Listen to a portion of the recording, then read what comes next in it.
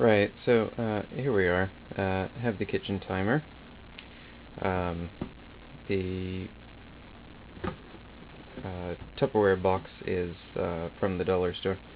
All the other information about the keypad, etc., can be found in the text on the blog.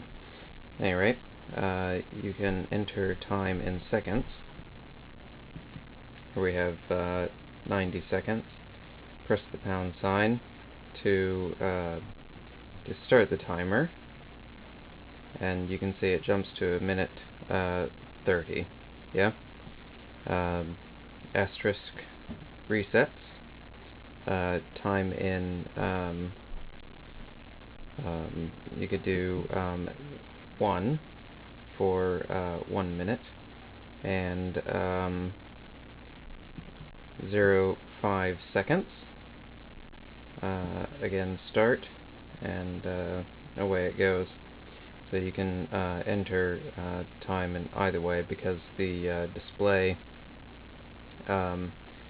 it reformats into hour, minute, second. Yeah.